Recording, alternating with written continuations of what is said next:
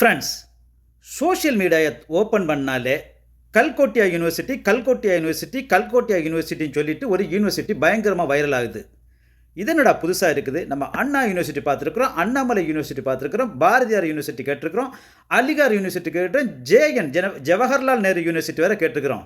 But இது என்னடா கல்கோட்டியா university, அப்படி இவங்க என்னடா பெரிய விஷயம் செய்துட்டாங்க வைரல் ஆகிறதுக்கு என்ன சொல்லி பார்த்தா, நம்ம உத்தரப்பிரதேசத்தை சேர்ந்த கல்கோட்டியா யூனிவர்சிட்டி இவங்க என்ன பண்ணாங்கன்னா 2 நாளைக்கு முன்னால் டெல்லியில் வச்சு குளோபல் ஏஐ சப்மிட் நடந்துட்டு இருந்திருக்கு.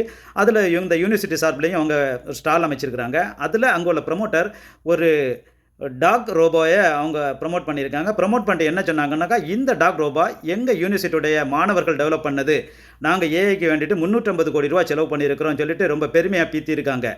இந்த விஷயத்தை நம்ம மத்திய அமைச்சர் வேறு ட்வீட் பண்ண சைனாக்காரன் பிடிச்சிட்டான். சைனாக்காரன் என்ன சொல்லிட்டான்னா, உடனே அவன் ரீட்வீட் பண்ணான், இந்த ரோபோ எங்கிட்ட இருந்து வாங்கினது 2.5 லட்ச ரூபாய்க்கு வாங்கினதுன்னு சொல்லிட்டு அவன் ரீட்வீட் பண்ண இந்த விஷயம் இன்டர்நேஷ்னல் லெவலில் நம்ம நாட்டுக்கு மிகப்பெரிய ஒரு தலைக்குணுவை ஏற்படுத்தியிருக்கு. உடனே நம்ம ஆர்கனைசர்ஸ் என்ன பண்ணாங்கன்னாக்கா, கல்கத்தா யூனிவர்சிட்டியுடைய அந்த ஸ்டாலில் பவர் கட் பண்ணி லைட் ஆஃப் பண்ணிவிட்டு அவங்கள கிக் அவுட் பண்ணிட்டு வெளியே அனுப்பிட்டாங்க. இது மட்டும் இல்லாமல் தனஞ்சய் யாதவ்னு சொல்லிட்டு ஒரு ஐடி ப்ரொஃபஷனல் அவருடைய ஒரு கம்பெனியோட ஒரு ஸ்டாலும் போட்டிருக்கிறாரு. அங்கே வந்து திடீர்னு போலீஸ் ஆஃபீஸ் சொல்கிறாங்க, நீங்கள் எல்லாரும் வெளியே போகணும்னு. அவர் சொல்ல, இல்லை நாங்கள்லாம் பெர்மிஷன் எடுத்து தான் ஸ்டால் போட்டிருக்கிறோம், இந்த டைம் நாங்கள் இங்கே தான் இருக்கணும்னு சொன்னப்பறம், இல்லை மோடிஜி வராரு, நீங்கள்லாம் வெளியே போகணும்னு சொல்லிட்டு சொல்லியிருக்கிறாரு. அப்போ இந்த நபர் சொல்லியிருக்காரு, எங்களுடைய டிவைஸ் எல்லாம் எக்ஸ்பென்சிவ் ப்ராடக்ட் எல்லாம் இருக்குது. அப்போ போலீஸ் ஆஃபீஸர் இல்லைங்க, இல்லைங்க ஹை செக்யூரிட்டி இருக்குது, அதனால் அதுவும் நீங்கள் பயப்படாமல் நீங்கள்லாம் வெளியே போங்கன்னு சொல்லிட்டு அப்படி வந்துட்டு இவங்களெல்லாம் வெளியே அனுப்பியிருக்காங்க. எல்லாருமே வெளியே அனுப்பின பிறகு ஒரு 6 மணி நேரம் மோடிஜியோடைய ஃபோட்டோ ஷூட் நடந்திருக்கு. அதுக்குள்ளார அந்த இன்டர்நேஷ்னல் எக்ஸிபிஷனுக்குள்ளாரையாகும் மோடிஜியோடைய ஃபோட்டோ ஷூட் நடந்திருக்கு.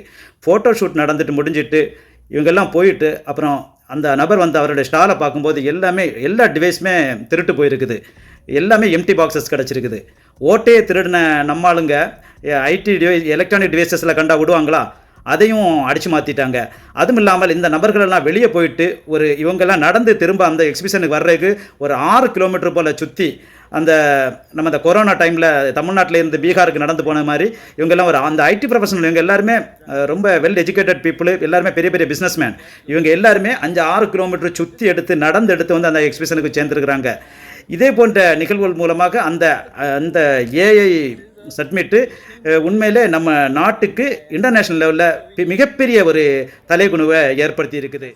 பொய், புரட்டு, ஊழல், திருட்டு அப்படின்னு சமூக விரோத செயல்களில் மூழ்கி கிடக்கிற இந்த ஒன்றிய அரசு இந்த தேசத்துக்கே அவமானம்.